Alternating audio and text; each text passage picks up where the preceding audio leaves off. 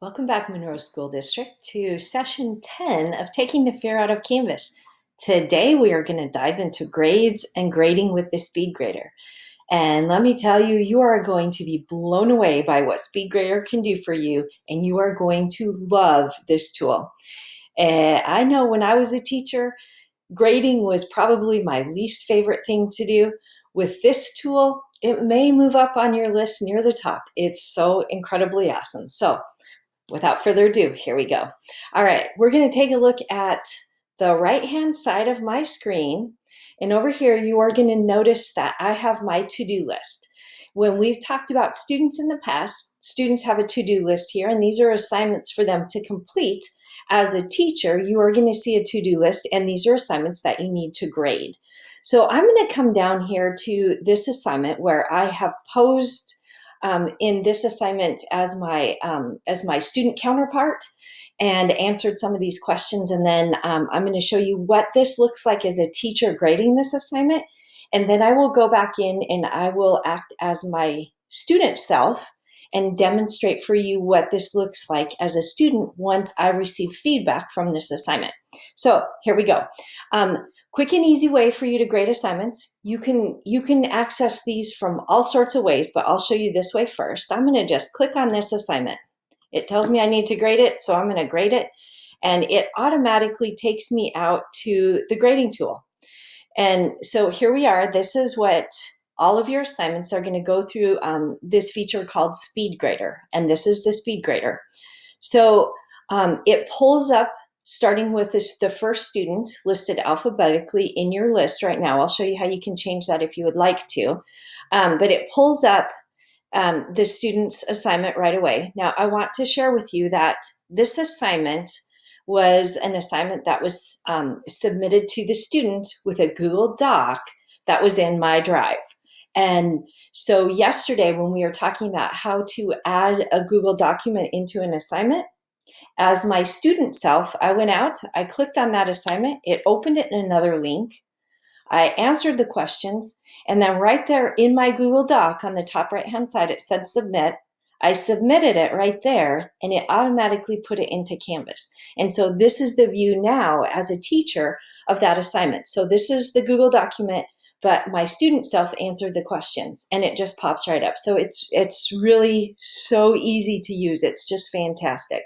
Now, if a student submits an assignment to you directly from their Drive, you're going to see a little something here you're going to click on it, that's going to, it's going to open that document. So it won't automatically open, but it will trigger you to click on something. It'll take a quick second to authorize, and then it will open it up for you. Okay, so let's go about the layout of this. So the first thing, this little icon up here in the top left, this is how you would quickly get to your gradebook. And I'll show you the gradebook a little bit later, but that little icon means gradebook. If I click on the little eyeball right here, this is going to give me some options where I can hide the grades. Right now, there are no grades to post, but if I don't want the grades to show up for students yet, I can hide those grades. And then in my settings, I have some options here. If I click on options, this is a couple of things in here. You can sort your students in different ways, but probably the most important one here is hide student names in Speedgrader. So if you want to grade papers without any bias, if you click on this, you aren't going to know whose paper you're grading. Unless in the document they type their name in. But for the most part, unless there's something in the document that identifies them, it's not going to show up. So if you click on that one, it's going to make your student name be anonymous. And so there's a good time and a place for that. So anyway, just to let you know, those options are there, and then you would save those settings, and it keeps them that way. So then if you want anonymous every single time, then you would go in and it would make up here, it would just say anonymous student number 1. Okay, continuing across the top, this is the name of the assignment. If I forget what the assignment was, sometimes that happens, I can click right here and it will take me back to that assignment really quick so I can see what the questions were or what was happening in that assignment. And then it also tells me the due date and which class that this is attached to.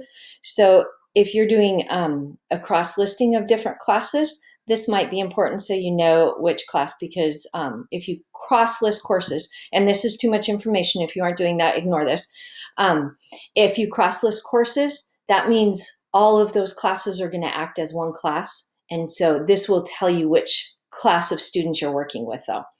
All right, this tells me how many papers that I have graded. So right now I only have 2 students in this class, but if I had 30 and I've graded 10, it will tell me 10 out of 30.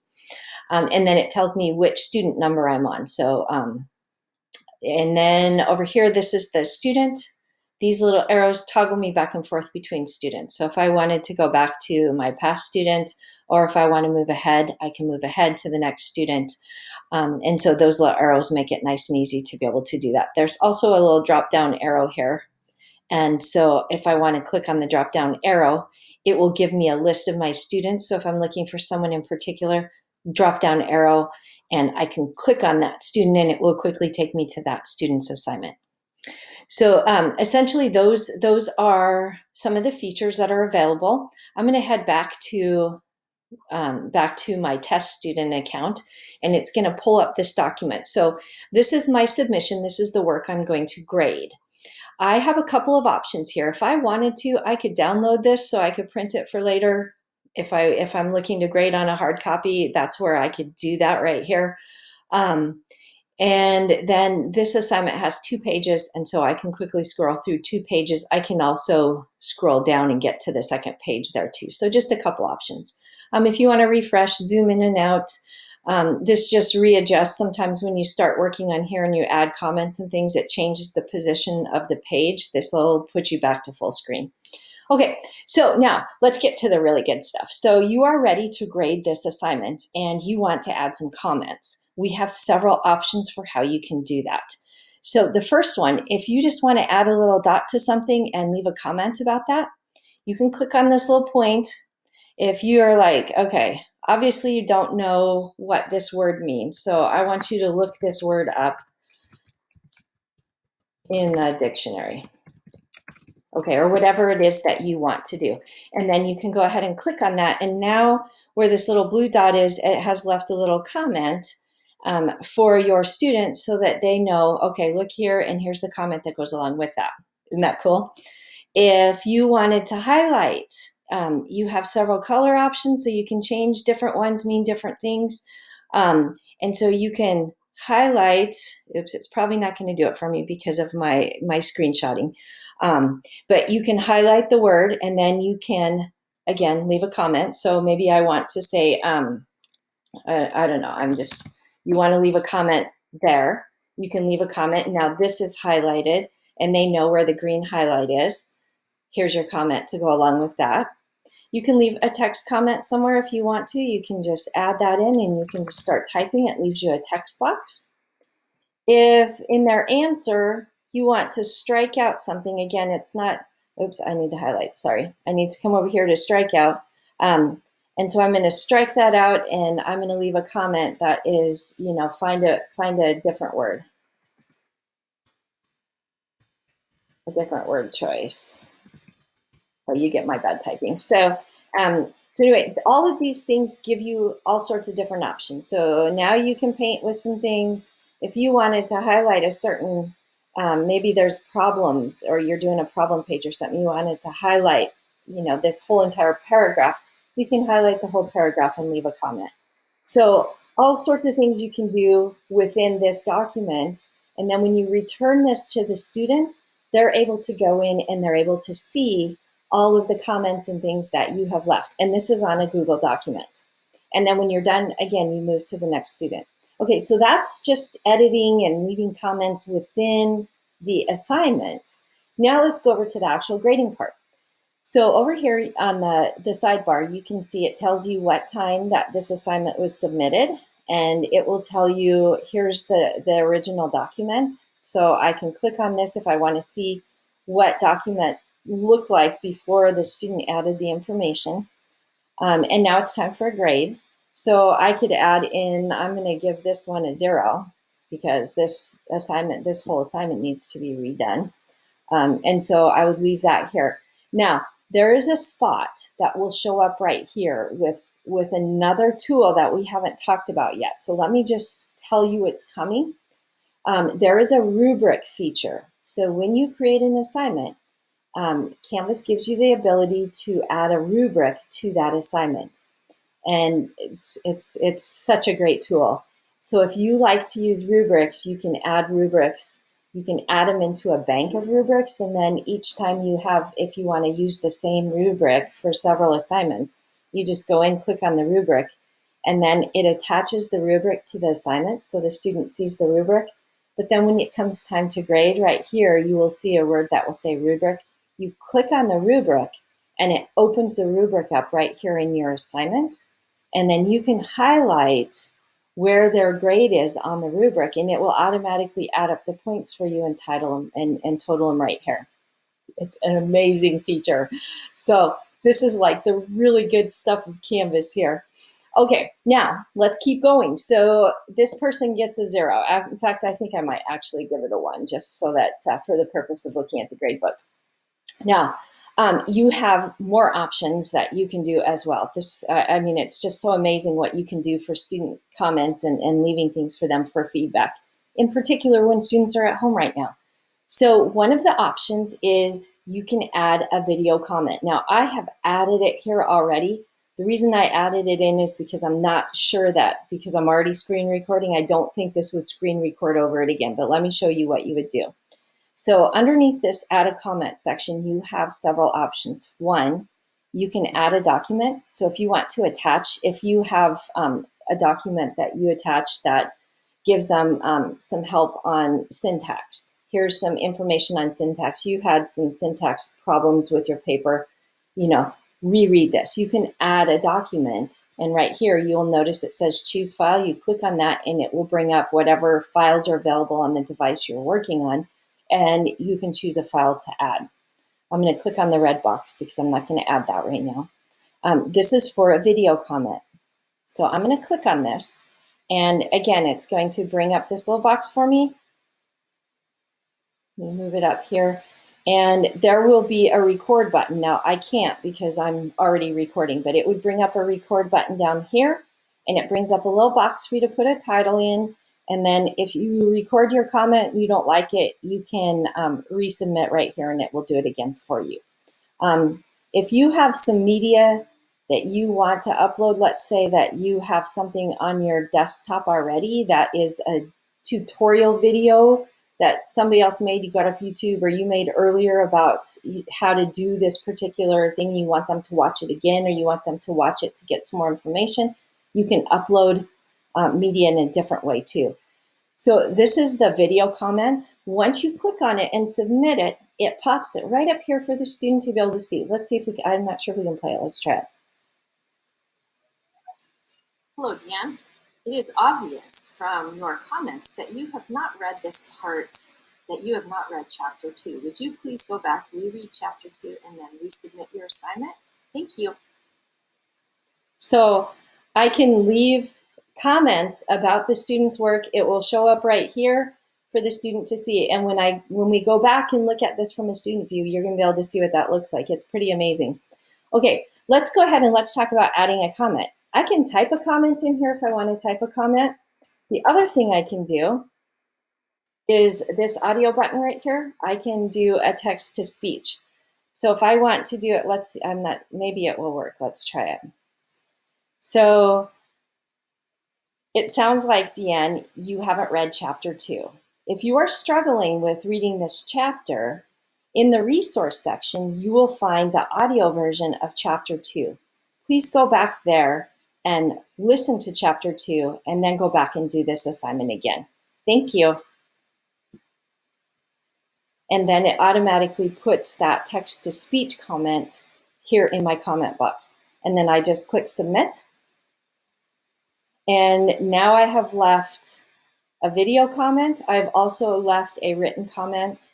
And again, if I wanted to attach anything, I can attach different things. So isn't that just amazing, the feedback that you can give individual students about an assignment that they completed? And you could do this really fast as you're going through and grading, because you aren't flipping through a bunch of papers, having to leave handwritten comments, and then having to go and enter those grades into a grade book over here.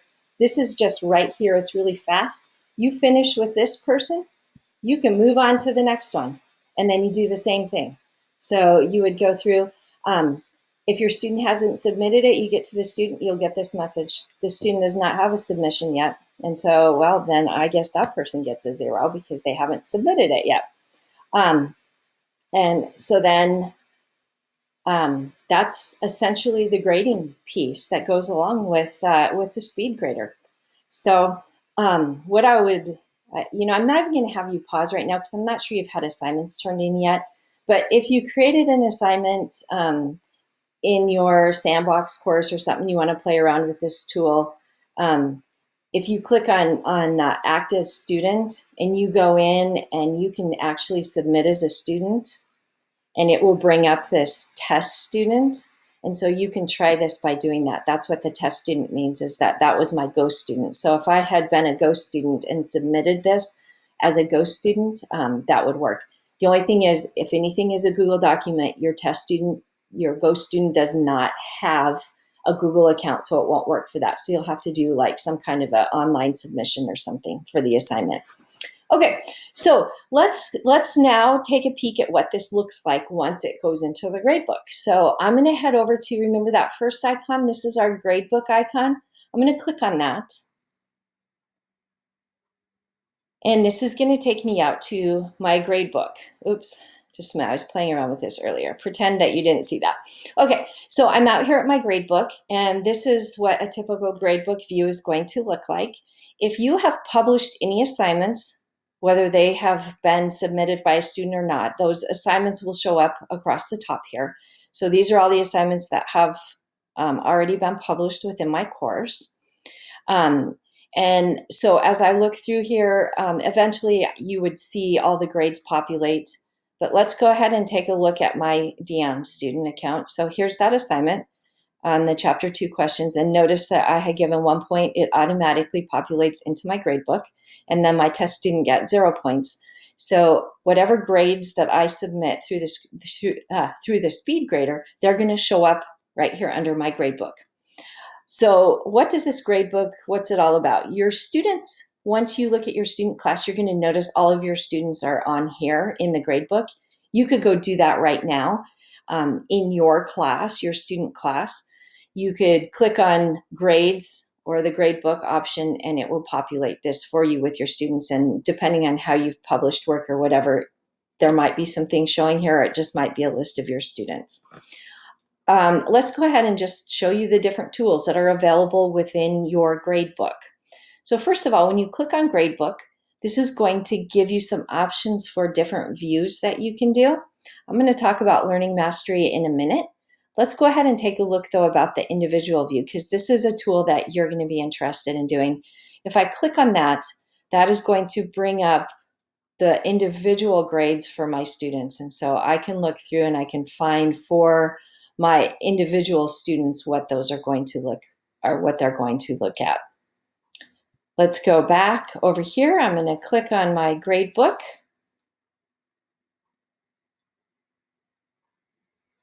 And let's go over to View. When I click on View, there's lots of different things I can do. If I want to view my students in a different order, if I want to view by the assignment due date, if I want to view by points, play around with that. You know, different times and different needs might cause you to want to come in and change this. You can come in and change it around anytime and then reset it back to the way it is. You can add filters in here. So if you want to look at module grades, things like that. And then there's some other options that are more advanced. We're not going to get into these right now, but the main ones you're going to want to know is if you want to view differently or if you want to filter out different assignments. Okay, actions. This is important if you are syncing your grades to Skyward. So I'm not going to be able to do this because I don't have any classes in Canvas that have actual students in them. But if you do, you would go ahead and click on here, Sync to Post Grades. And when it does this, it will take and it will sync your grades in your gradebook. It syncs them into Skyward.